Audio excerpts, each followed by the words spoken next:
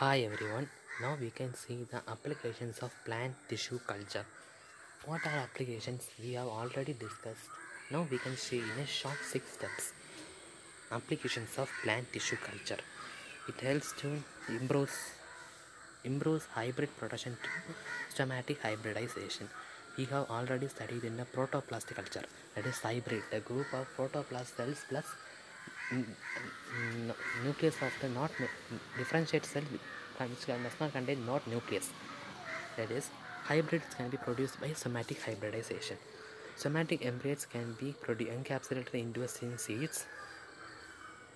Syncytids means artificial seeds, which is encapsulated by one aqueous gel membrane. That these encapsulated seeds or synthetic seeds help in conservation of plant biodiversity. We can conserve the plant which is gone into excited, which has reported as excited endangered species.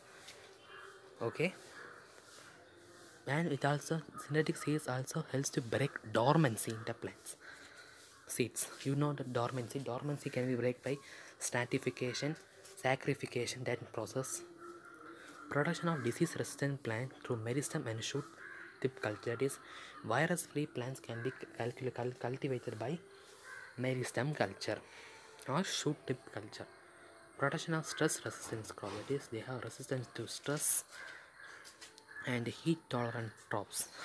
Micropropagation. This is by using the leaf they are propagating the plants. By micropropagation technique, a large number of plantlets of crops and trees is used in forestry in a short span of time. By using this technique, we can cultivate more plants within a short span of time. Micropropagation seen in banana, pomegranate, and pineapple. Production of secondary metabolites from the cell culture utilized in pharmaceutical and cosmetic and food industries. That is, you know, secondary metabolites, dextrornia, used as cardiac tonic. Secondary metabolites means this is not useful for plants, but it has produced as the function of primary metabolites. So these are the 6 applications of plant tissue culture: hybrid production, somatic embryos, disease resistance, stress and heat tolerance, micropropagation, secondary metabolites. Hope you all understand this topic. Thank you.